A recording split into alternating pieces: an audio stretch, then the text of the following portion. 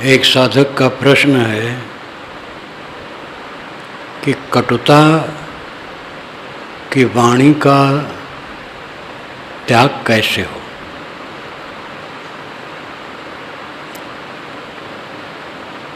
कटुवाणी का त्याग कैसे हो।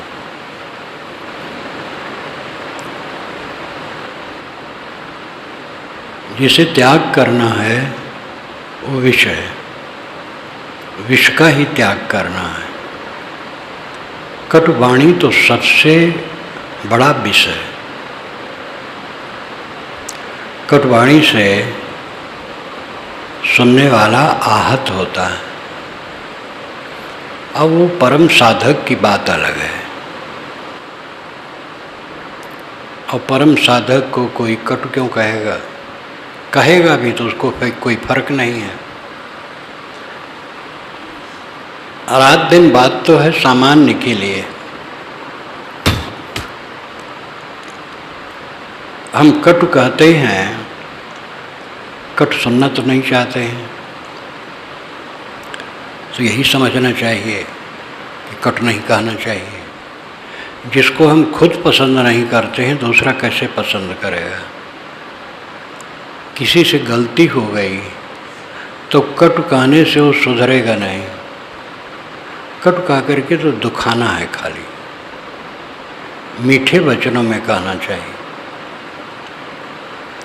अपना ही लड़का है, कई काम अच्छा करता है, किसी काम में गलती हो गई, जो लोग ध्यान नहीं देते हैं कटु कह देते हैं। और यहाँ तक कह देते हैं जो जिस काम में तो हाथ लगाएगा सब खराब करेगा। ये तो और अनाड़ीपन है। खराब हो गया। जिससे गलत हो जाता है वो स्वयं सुधारता है। अब अगर फिर त्रुटि होती है तो अकेले में बैठा करके जब उसका मन सरल हो, अगर वो भावना में हो तो नहीं कहना चाहिए, तनाव में हो तो नहीं कहना चाहिए। जब उसका मन सरल हो तो बैठा करके कहना चाहिए, तुम देखो कितने अच्छे अच्छे काम करते हो, कितनी बढ़िया समझ है तुम्हारी, तुम ये काम कैसे उल्टा पलटा कर देते हो। तो अपने आप समझेगा। कटु कह करके कोई किसी को सुधार नहीं सका है। और कटु कहने के मूल में तो हमारा मन कटु होता है। हम ही दुखी हो जाते हैं। कौन समझदारी है। अपना दुखी हुए, दूसरे को दुखी किए, और जो सुधार चाहते वो सुधार नहीं होता है, बिगड़ जाता है। जब हम कटु कहते हैं तो स्वयं सुबस नहीं रहते हैं। कटु कहने में ज़्यादातर अहंकार होता है कि हमारी बुद्धि बड़ी है, दूसरे लोग नहीं समझते। और ये समझ लेना ही महाअनाड़ीपन है। सब समझते हैं और हम भी कोई बात नहीं समझते हैं। तो ये अहंकार कैसा कि हम सब समझते हैं। कटु कह करके कोई भी किसी को वश में नहीं कर सका। पिता पुत्र के बीच में प्रायः कटुता का कारण यही होता है। पिता को जोश होता हम पिता हैं, और वही जोश उसका नुकसान करता है। और धीरे धीरे कटु कहते कहते अहंकार तो चढ़ा है, हम बड़े हैं,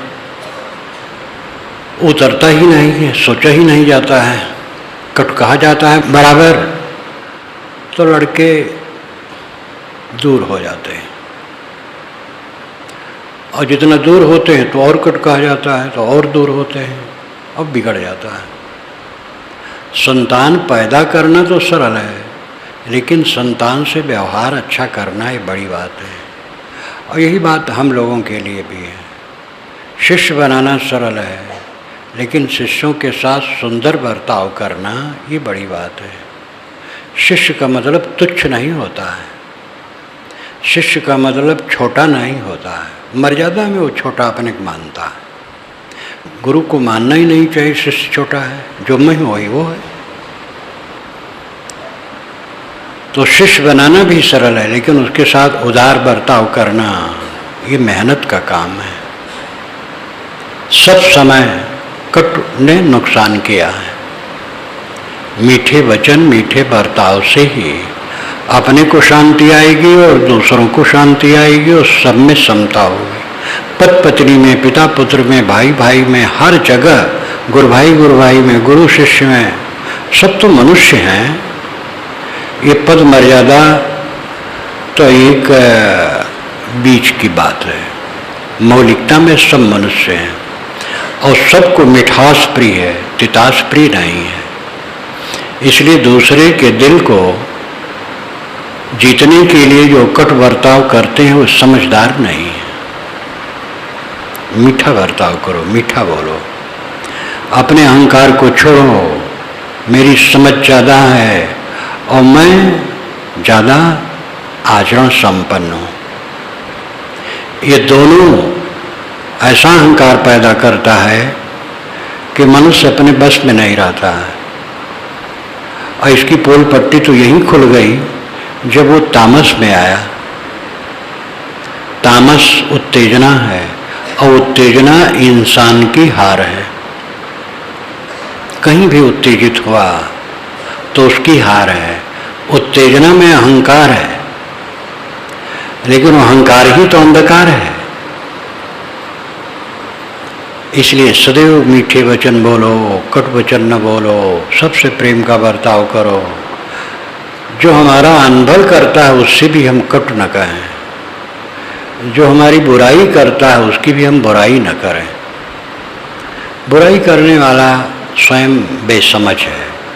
बुराई करके अपने चित्त को क्षुब्ध करता है।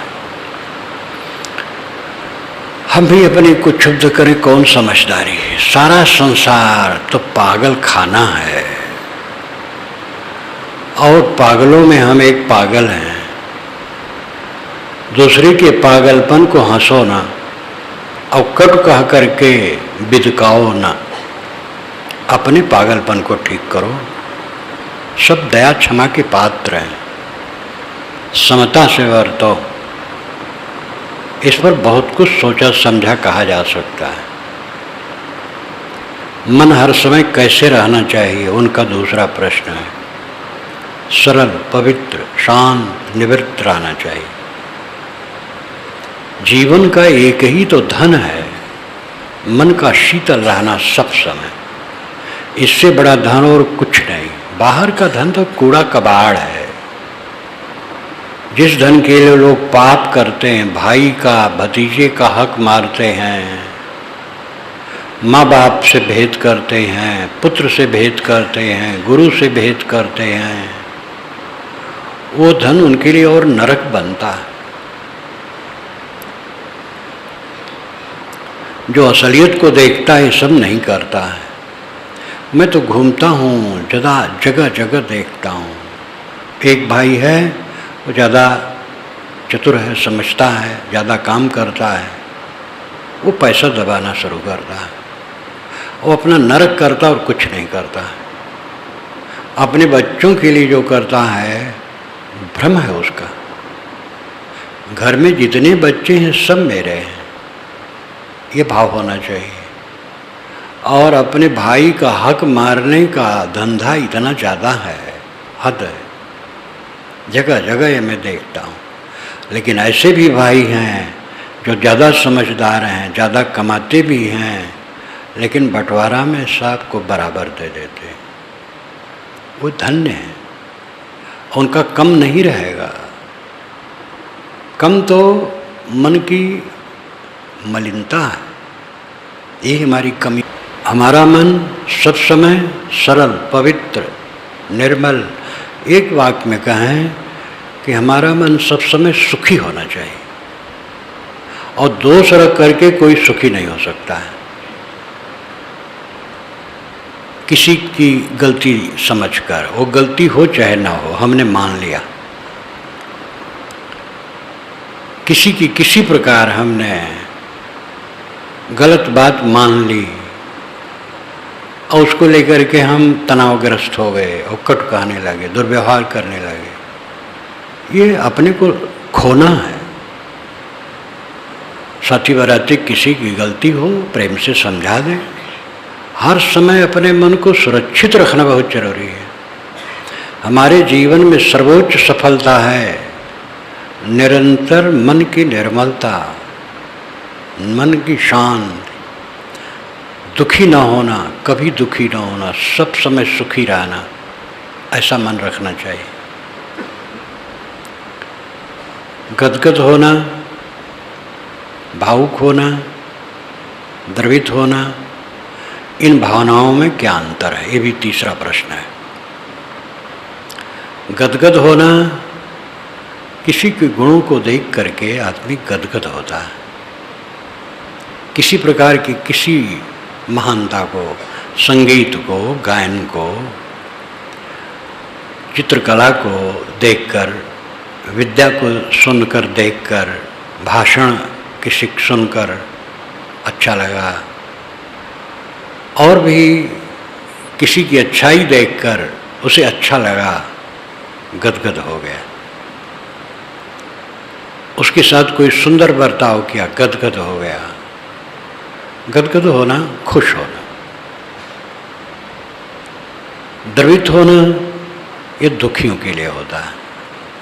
कोई दुखी है, उसको देख करके मन जो पिघलता है, इसको द्रवित होना कहते हैं। द्रवित होना एक अच्छा लक्षण है। और जो बन सके सेवा कर दे, न बन सके तो कम से कम मन में करुणा तो आवे।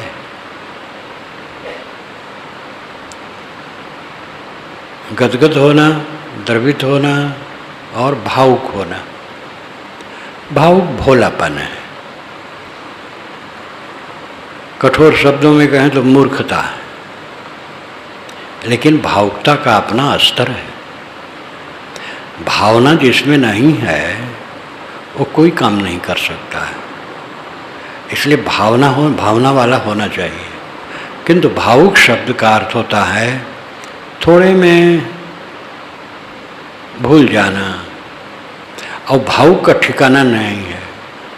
भावुक एकदम कुर्बान हो जाएगा, अपना सिर देने को तैयार हो जाएगा, और जहाँ मन बदला सिर लेने को तैयार हो जाएगा। भावुक का ठिकाना नहीं है। भावुक थोड़े में बदल जाना, क्रोध की भावना, काम की भावना, लोभ मोह की भावना। भावुक हृदय आदमी की बात पर विश्वास करने लायक नहीं रहता है।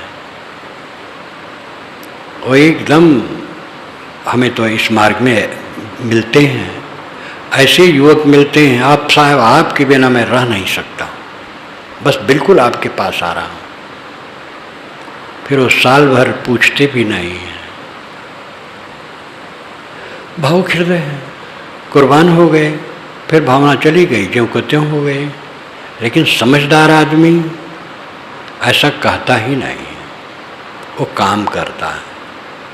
काम करते करते उसकी स्थिति पहुंच जाती है तो कुल हो जाता है।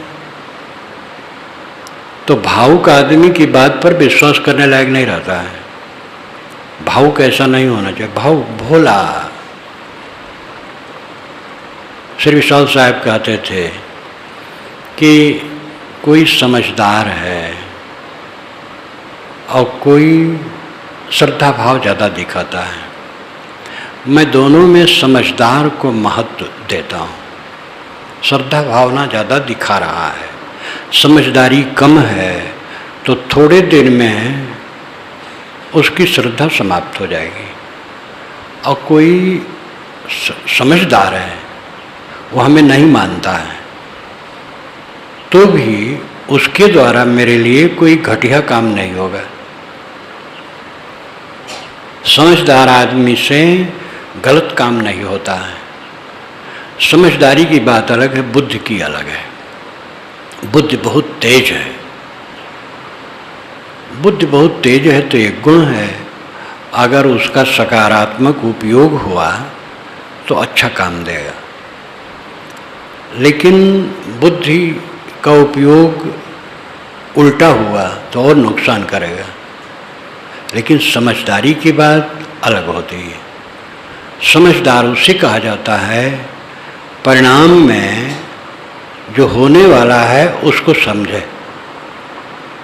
हम खाते हैं, बोलते हैं, पीते हैं, काम करते हैं, बात करते हैं, लोगों से व्यवहार करते हैं, उसका परिणाम क्या होगा? परिणाम को जो सोचे वो समझदार है। तो विशाल साहब कहते थे कि मैं खाली श्रद्धा भावना किसी की है, महत्व है, लेकिन उससे मैं उसको ज़्यादा मानता हूँ जो समझदार है। किसी की श्रद्धा मेरे ऊपर है, थोड़े दिन में बदल जाएगी और मेरी प्रशंसा करता है, निंदा भी करने लगेगा, लेकिन समझदार आदमी मुझे मानता नहीं है तो भी वो निंदा नहीं करेगा, बुरा नहीं करेगा। समझदार से बुरा काम नहीं होता है, बुद्धिमान से होता है। बुद्धि है, तेज बुद्धि है, गलत काम करता है। एक डाकू अभी 5 वर्ष पूर्व इधर जमुना पार डाकू, भयंकर डाकू, जिसने कई लोगों के नाक में रस्सी डलवा करके नचवाया है, बहुत बुद्धिमान था और मनुष्यों के घर, गृहस्थों के घर में आता था और उसकी सेवा होती थी। ऐसे लोग भी दान वान करते रहते हैं, सहायता करते रहते हैं। मायावती सरकार हुई, उसको मरवा दिया। बहुत अच्छा किया। ऐसे लोग क्या इंसान हैं? तो बुद्धि बहुत तेज थी लेकिन उल्टा काम था। लेकिन समझदारी का लक्षण है परिणाम में बुरा होने वाला काम न करे। उसकी बुद्धि बहुत तेज नहीं है, कोई हर्ज नहीं, लेकिन समझदारी है। तो भावुक आदमी का ठिकाना नहीं।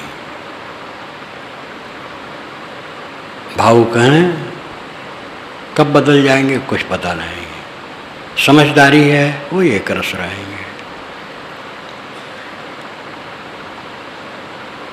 सबसे बड़ी बात है दुख से हर समय मुक्त रहना। दुख क्या है?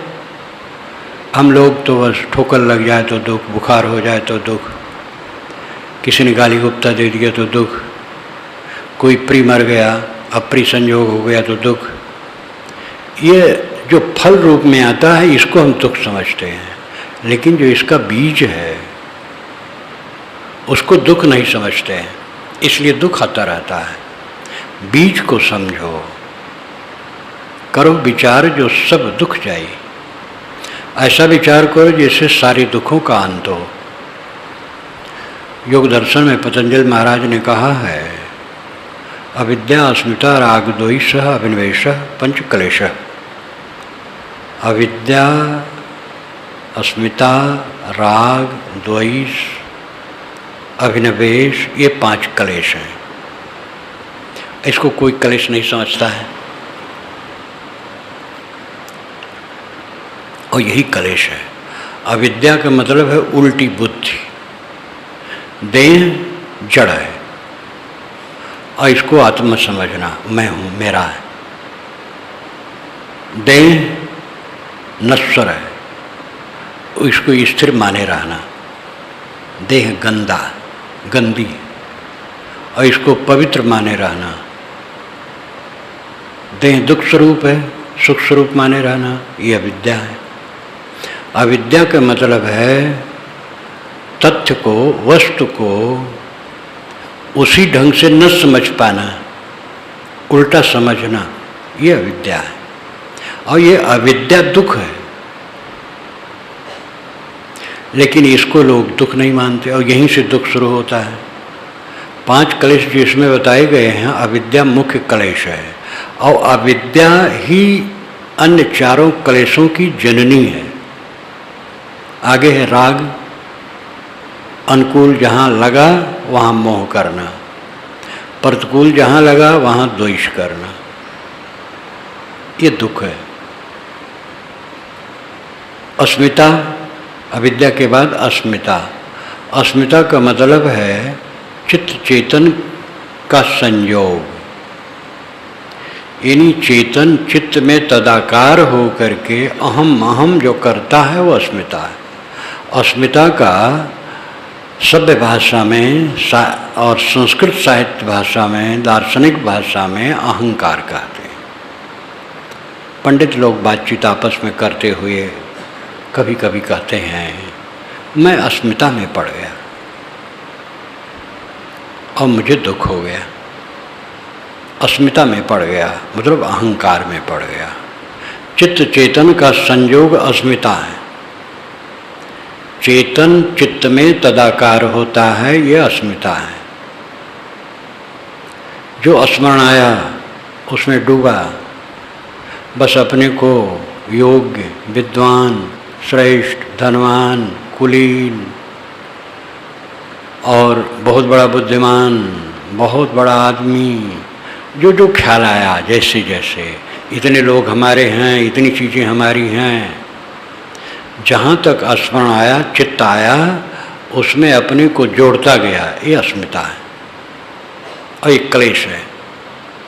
जितना अपने को जोड़ोगे चित्त में उतना क्लेश पाओगे। शरीर मेरा नहीं है, शरीर के साथी मेरे नहीं हैं, जीवन यात्रा में मिले हुए पदार्थ मेरे नहीं हैं,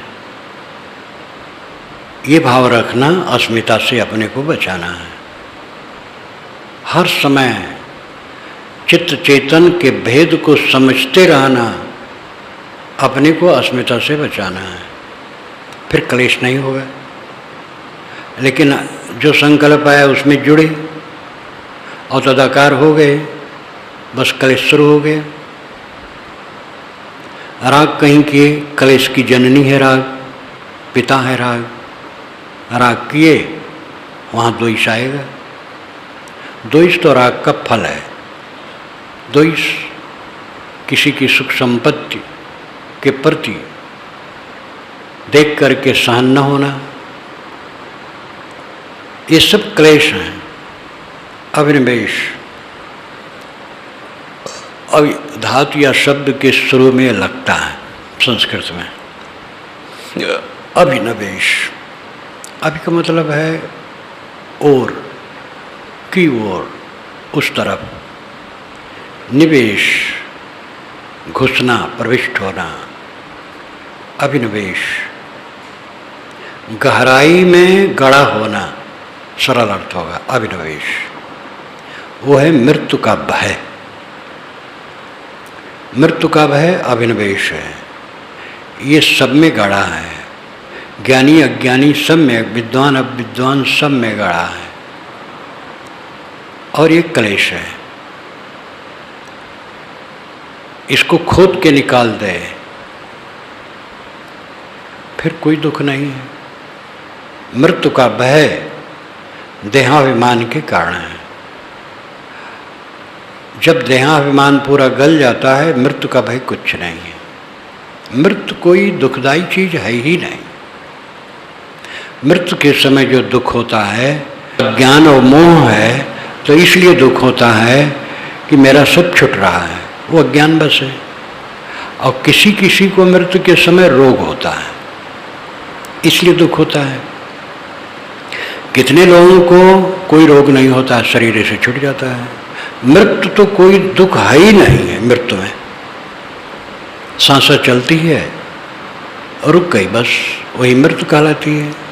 आत्मा अमर है, मृत्यु है ही नहीं। महाभारत में बात आती है,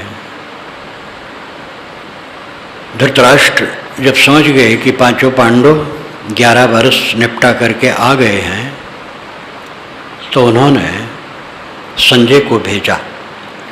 संजय तुम जाओ, बताओ, युधिष्ठिर से कह दो कि युद्ध न करें, समता से रहें। धृतराष्ट्र ये नहीं कहते हैं कि उनको राज दे दिया जाएगा, ये भी नहीं कहते हैं कि उनके गुजर बसर के लिए संपत्ति दे दी जाएगी। बस खाली यही उपदेश भेजते हैं कि युद्ध न करें। संजय गए, पहुँचे, युधिष्ठिर से कहने लगे, सभी लोग बैठे कि राजा ने यही संदेश दिया है कि युद्ध न करें। तो इसको बारंबार घुमाए युधिष्ठिर ने कहा मैं कहाँ युद्ध कर रहा हूँ, हमारा राज्य दे दे, शर्त पूरी हो गई है, और न राज्य दे तो 5 गांव दे दें।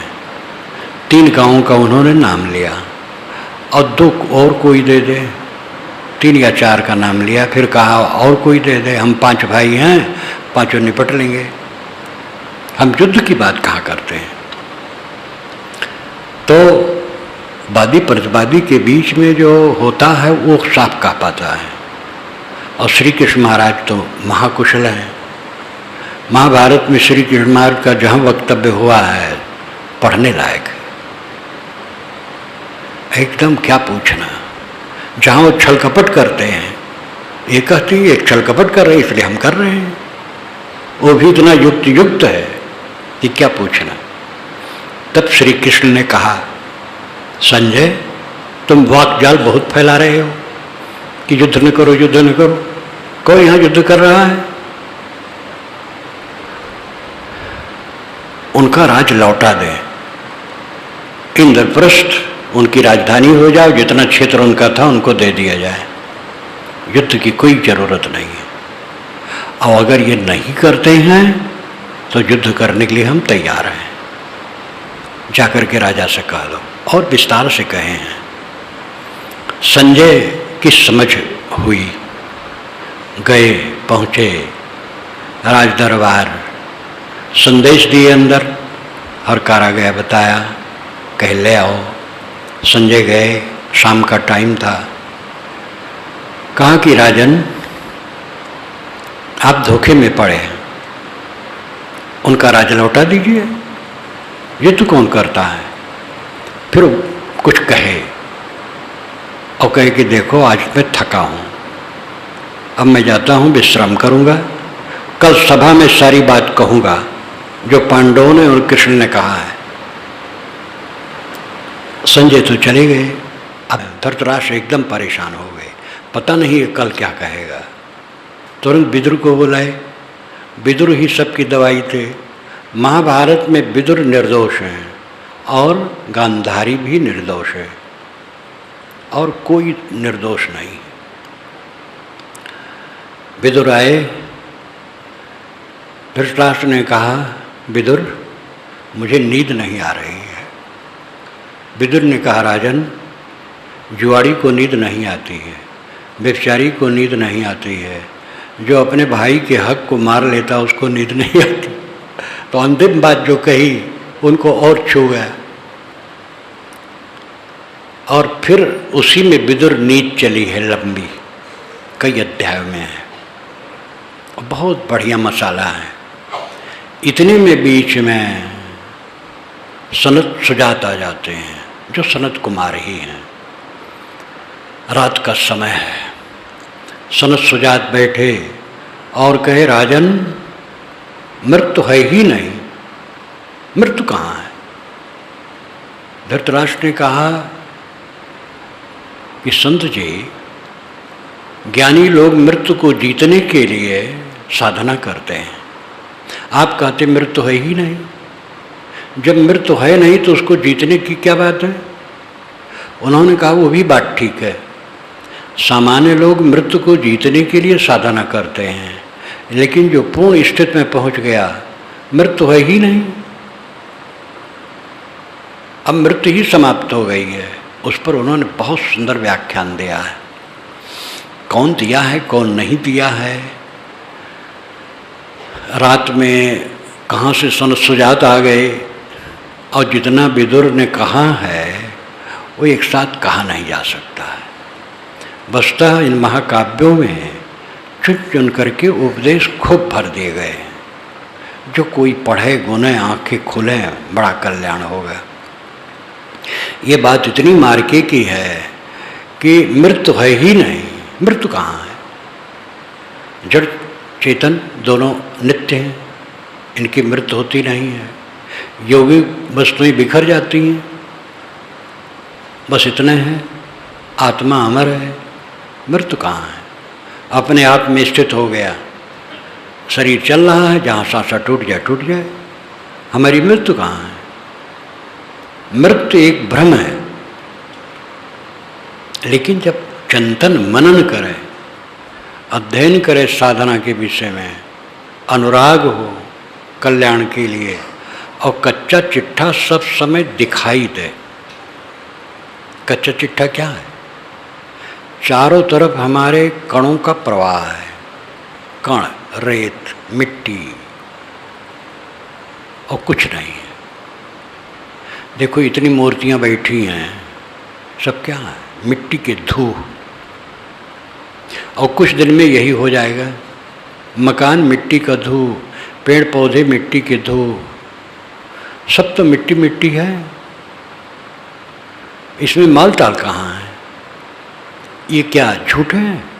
यही परम सच्चाई है। और इस परम सच्चाई को हम देखते नहीं हैं, मृत्यु से भयभीत है। जो मृत्यु है ही नहीं, वो हमें हरदम परेशान कर रही है। आत्मा अजर अमर है, शुद्ध बुद्ध निर्मल है, उसमें कोई क्लेश नहीं, कोई पीड़ा नहीं, कोई संताप नहीं। अनात्म वस्तुओं में चिपक चिपक करके हम हरदम रो रहे हैं,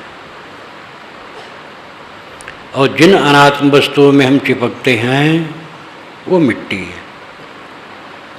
आज नहीं कल मिट्टी होगी। ये गूढ़ विषय नहीं है, सरल विषय है।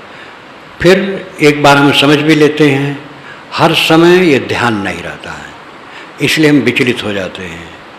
ज्ञान की निरंतरता साधना की परिपक्वता है। जो हम समझते हैं उस समझ की निरंतरता बनी रहे, ये पक्की साधना है। हर समय लगे कुछ मेरा नहीं है, कोई मेरा नहीं है। देखो इतने चंगे हो जाओगे, पीड़ा से मुक्त हो जाओगे, क्या पूछना। यही तो जीवन मुक्ति है। आलोचक कहते हैं ऐसा मान करके आदमी अब व्यवहारिक हो जाएगा। ये उनकी भूल है, क्योंकि वो साधना तो करते नहीं हैं, तो उनको इसकी समझ कैसे हो सकती है। गीता के विषय में प्रायः बात आती है, निष्काम कर्म करना चाहिए। गीता भी तो महाभारत के अंदर की चीज़ है। अब गीता सार में तो मैंने करीब करीब आधे श्लोक लिए हैं, लेकिन महाभारत में पूरे श्लोकों पर अनुवाद और विचार किया गया है। गीता में महाभारत काल में ये बात आती है कि कर्म करो और निष्काम रहो। कारण था उनके पहले से, महाभारत जब लिखा गया है उसके पहले से एक ऐसी बहिया थी कि आग न छुओ, ज्ञानी आग न छुए। पंडित लोग अग्नि को सबसे बड़ा देवता मानते हैं और उसी में हवन करते हैं, और पशु भी काट करके हवन करते हैं, और तमाम मांगलिक द्रव्य फूंकते हैं। विवेकियों ने कहा ये तो बिल्कुल धोखा है, खाने पीने की चीज़ें क्यों फूंकते हो, पब्लिक को खिलाओ। और किसी प्राणी को काट करके फूंकना तो और गलत है। इसलिए विरोध किया।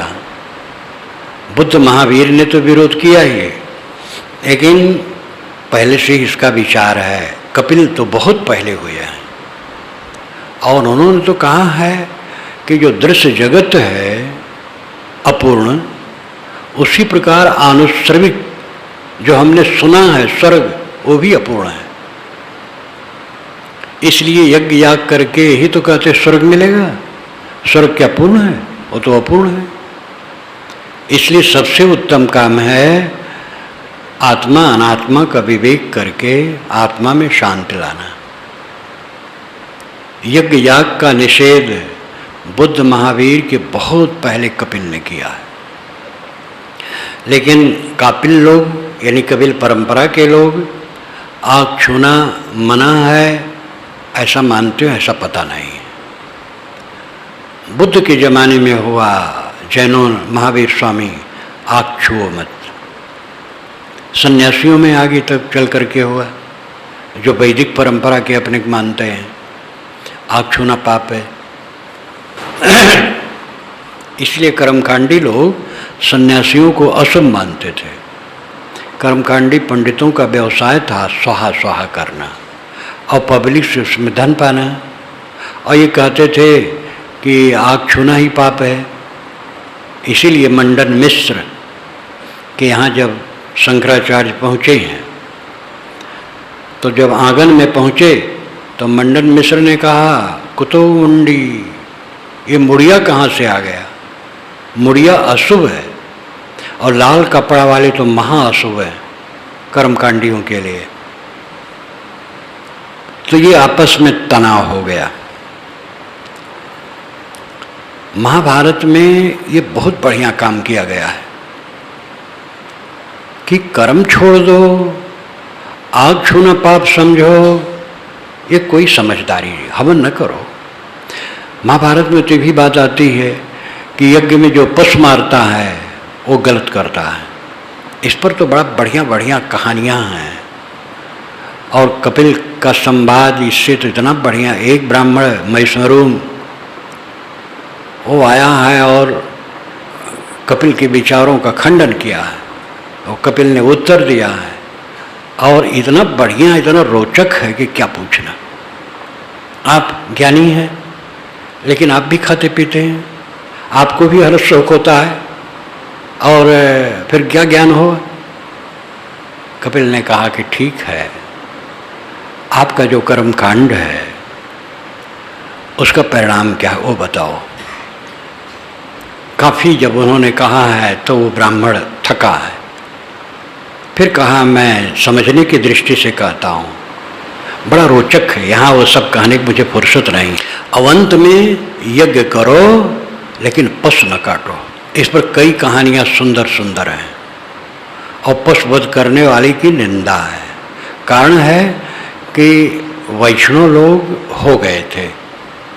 वैष्णव लोग कहते थे, वो वैदिक अपने मानते थे, तो कहते थे कि यज्ञ की निंदा करना ये ठीक नहीं है, यज्ञ से बड़ा कल्याण है, परंपरागत है और खाली एक हिंसा होती इसी को लेकर के उसको गाली देना ठीक नहीं है और यज्ञ करना चाहिए लेकिन जीव नहीं मारना चाहिए। इस पर कई कहानियाँ बड़ी युक्त युक्त और सुंदर है। और ये प्रवाह बहाया गया कि कर्म करो लेकिन अनासक्त रहो। कुछ सन्यासियों ने कहा कर्म करो ही ना, हाथ न हिलाओ। ऐसे ऐसे सन्यासी थे जो कहते थे सूत का गोला है, सूत का एक सिर आप छू लो, गोला खुलता चला जाएगा। ऐसे जीवन एक गोला है, ये खुलता चला जाएगा और ये दुख से भरा है, इसलिए कुछ न करो, चुप रहो। ऐसे ऐसे दार्शनिक हुए, क्षमा दया कहते थे, ऐसे ऐसे दार्शनिक हुए हैं अजीब अजीब। महाभारत में इन सब की खूब चर्चा है और वो कर्म की निंदा करते थे। लेकिन महाभारत में ऐसे विवेकियों ने अपनी बातें भरी हैं कि कर्म की जरूरत है, कर्म करो लेकिन निष्कर्म रहो। निर्गुणी धारा की यही महत्ता है। कबीर साहब ने कहा कर्म करे और रहे कर्मी। उपनिषद के चिंतकों की यही धारा है, वैदिक ऋषियों की यही धारा है। ये तो वैदिक कर्मकांड के विरोध में जो ज्ञान चला वो एकदम इतना उच्छृंखल हो गया कि कर्म करना ही अपराध मान लिया। तो ये दोनों के बीच में महाभारत काल में जो विचारकों ने लिखा है वो बड़ा महत्वपूर्ण है।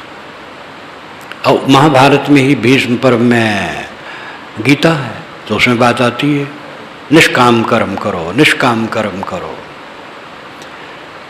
जो साधक नहीं है वो कहते हैं कि ये तो धोखा देना है, कर्म करोगे तो कामना रहेगी ही, निष्काम कर्म तो हो ही नहीं सकता है। ऐसी बात कहने वाले साधक नहीं होते हैं।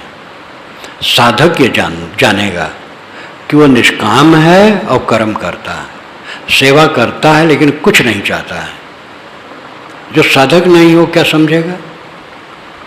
तो ये बात परम सत्य है कि कर्म करो और निष्काम रहो, यही रास्ता है। और इसके सूत्र तो वेद में भरे ही हैं, उपनिषदों में हैं, और सद्गुरु कबीर की जो निर्गुणी धारा है इसकी परंपरा ही है इसकी। वेद का एक मंत्र कुर्वन्नेवे कर्माणि विशेषतम समा एवं तुई नान्यथे तो अष्टना कर्म लिपते नरे। कर्म करते हुए पूरा जीवन जीने की इच्छा रखो, लेकिन कर्म में आसक्त न हो। मनुष्य के लिए यही उपाय है और कोई उपाय नहीं है। एवं तुई नान्यथे तो अष्ट, तुम्हारे लिए कोई दूसरा रास्ता नहीं है। क्या रास्ता है? न कर्म लिप्यते नरे, आदमी कर्म में लिपायमान न हो। किसी की सेवा करे लेकिन उससे फल न चाहे, फल अपने आप मिलेगा। कोई भी सेवक काम करे बच्चों का पालन पोषण करो, बच्चे बड़े होंगे तो हमारी सेवा करेंगे, ये न सोचो। सोचोगे दुख पाओगे, क्योंकि सेवक कोई सीमा नहीं है। सेवा करो, सेवा करो, सेवा करो, सेवा करने का आपका अधिकार है। कर्मण्येवाधिकारस्तु न कर्म फल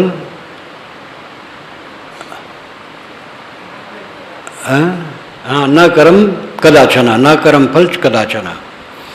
सेवा करना तुम्हारा काम है, फल की जरा भी इच्छा न करो तो ये साधक समझेगा जो निष्काम है।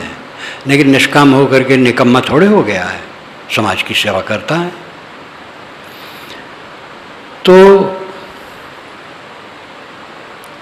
क्लेश अविद्या है, अस्मिता है, राग द्वेष है, अभिनिवेश है, और थोड़े में कहा जाए तो हमारे मन का मोह है, ये क्लेश है। और इसको हम क्लेश नहीं समझते हैं, प्रिय समझते हैं, और इसी से सारे क्लेश पैदा होते हैं।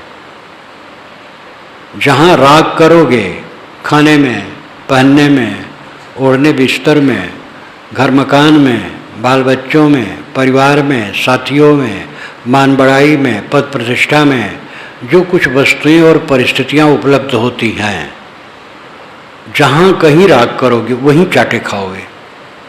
जितने अंश में राग करोगे उतने अंश में चांटे लगेंगे, इसको कोई काट नहीं सकता है, अकाट्य है। और सब तरफ से राग रहित हो गए, बस क्या पूछना है, हर समय सुखी मुक्त। फिर मृत्यु क्या है? जिसका मन आत्मलीन है, मृत्यु है ही नहीं। देह की मृत्यु होती है, रोज सोते हैं हम, सोना सुसुप्ति छोटी मृत्यु है, और मृत्यु बड़ी नींद है। जो हम सोने चलते हैं और कोई विघ्न करे तो हमें बुरा लगता है। और सोना क्या है? मर जाना। फिर क्यों बुरा लगता है? क्यों अच्छा लगता है वो सोना? क्योंकि उसमें कोई दुख नहीं रहता है। तो मृत्यु में कोई दुख नहीं रहेगा, वो बुरी क्यों लगे? बस यही दुनिया का मोह।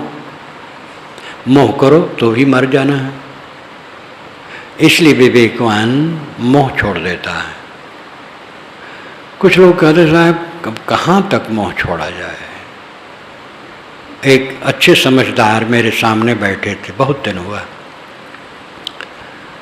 जब मैं मोह छोड़ने कहा तो साहब कहाँ तक मोह छोड़ा जाए। हम कहे ठीक है, कुछ बचाए रखो। तो हंसने लगे। जितना छोड़ोगे दुख से मुक्त होगे, जितना बचाए रखोगे उसमें जलोगे। वो प्यारा इतना है मोह, छोड़ने का मन नहीं करता है, इसलिए दुख नहीं छूटता है। दुख, असली दुख है राग। एक शब्द में कहो, राग, मोह। कहीं कबीर ते उबरे जाहि न मोह समाए। एक छोटा सा वाक्य बहुत है। कहीं कबीर ते उबरे जाहि न मोह समाए। साहब कहते वो उबरता है इसके मन में मोह नहीं समाता है। उबरना क्या है? सुखी रहना। और कहीं कोई पानी नहीं बहता उससे उबाल ले, ऊपर कर ले। मन ही भवसागर है। मन में जितना दुख है हम भवसागर में बहते हैं। जो अभी प्रश्न मेरे सामने आया था उसमें एक था कि हम मन हर समय कैसे रखें। हर समय मन ऐसा रखो जिसमें दुख ना हो। दुख जीव का शत्रु है, कोई जीव दुख नहीं चाहता है। और ये सरल है दुख न रहना। हम किसी मोह नहीं करेंगे, कोई कामना नहीं रखेंगे, सेवा करेंगे, दुख होगा ही नहीं। सरल तो है, आदत खराब है। आदत के कारण हम बह जाते हैं, और बह जाते हैं तो उसमें कौन बहाना करोगे। न कोई भगवान आके तार सकेगा, न गुरु का बस उसमें चलेगा। बहोगे, दुखी होके मरोगे। अपने कंधे पर रास्ता रख करके चलना है। दो व्यक्ति चल रहे थे, एक ने कहा भैया राह को कांध पर धर के चलो। तो दोनों बात करने लगे, कहानी कहने लगे। तो कहानी कहते कहते गए तो थकान कम लगी। राह को कंधे पर रख करके चले, ये लाक्षणिक है। अगर मन रास्ता के थकान में डूबा रहेगा तो बड़ा दुख होगा। कहानी कहते कहते अपना मन अलग रहा तो रास्ता तय हो गया और पता भी नहीं चला कब तय हो गया। तो भैया राह कंधे पर रख के चलो। देहाती लोग भी, उनकी भाषा में दर्शन कम नहीं है, अध्यात्म कम नहीं है।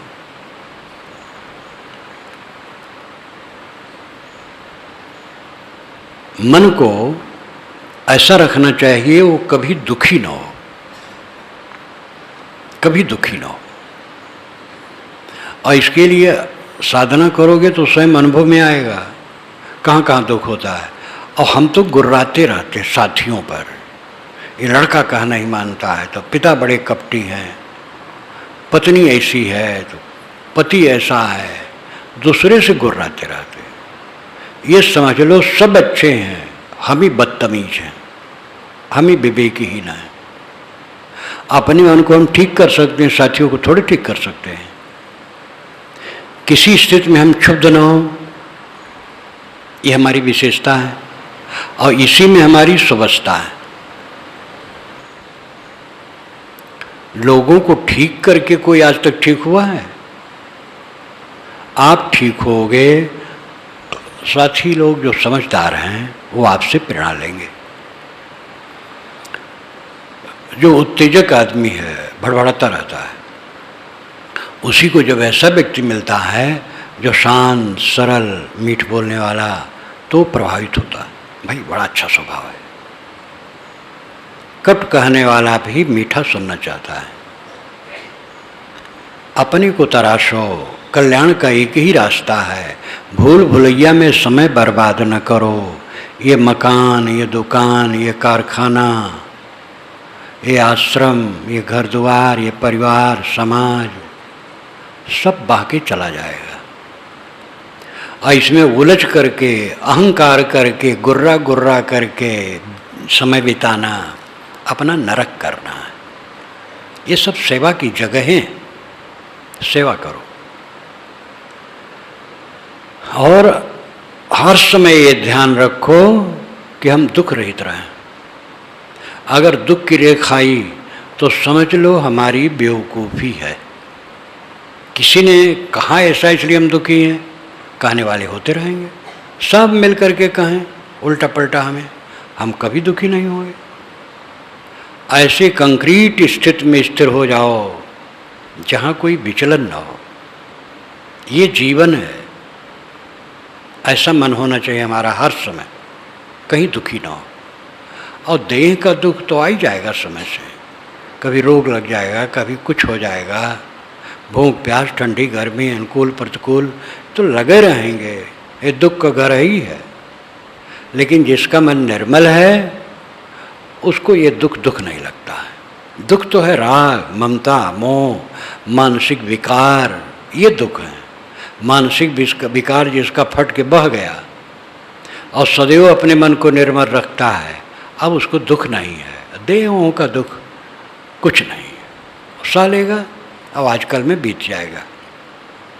लेकिन जो मन का राग द्वेष का दुख है, यही तो जन्म जन्मांतर से हमें भटका रहा है। इसलिए मन का ऑपरेशन करो, अपने मन पर डट पड़ो, और बच्चे और पत्नी और पति और पिता और पुत्र और गुरु और शिष्य को दोष न दो, और गुरु भाई को दोष न दो, सब ठीक है। सबसे बेवकूफ़ हमें जो हम दुखी होते हैं, अपनी बेवकूफ़ी को निरंतर देखना सबसे बड़ा ज्ञान है। अहम शुद्ध चैतन्य ज्ञान स्वरूपम अजराम अमराहम अखंडम अनूपम अहम शुद्ध चैतन्य ज्ञान स्वरूपम अजराम अमराहम अखंडम अनूपम अहम शुद्ध चैतन्य ज्ञान स्वरूपम अहम शुद्ध चैतन्य ज्ञान स्वरूपम अजराहम अमराहम अखंडम अनूपम। विज्ञान ने बहुत साधन दे दिया है, इसका अच्छा उपयोग हो तो कल्याण होता है। एक मेरी साधिका जो गृहस्थ है, अमेरिका में बैठी मेरा प्रवचन सुनते रहती है। मोबाइल यहाँ पर रख दिया जाता है साउंड बॉक्स के पास, और वहाँ बैठी सुनते रहती है। पहले फ़ोन कर लेती है, सावधान कर देती है राम को, और वहाँ सुनती रहती है। ये सब सोचा भी नहीं जा सकता था। कोई कहता तो हंसी होती, ये कहाँ होगा। आज ऐसा ज़माना है, मोबाइल का उपयोग बड़ा अच्छा है। कोई सब्ज़ी खरीदने गया, बाज़ार में गया और कोई चीज़ भूल गई तो फिर कह दी भाई ये भी लेते आना। परंतु अब मोबाइल का दुरुपयोग कोई करे तो नरक है। इसी प्रकार ये विज्ञान जो है, विज्ञान का अच्छा उपयोग किया जाए तो ये व्यवहार में तो सहायक ही है, कल्याण में भी सहायक है। अब विज्ञान का दुरुपयोग करेंगे तो उसका परिणाम बुरा होगा। सबसे मूल्यवान मानव शरीर है और इसी का दुरुपयोग किया जा रहा है तो कोई क्या करेगा। इसलिए वस्तुओं का सदुपयोग कल्याणकारी है, दुरुपयोग पतनकारी है। बस।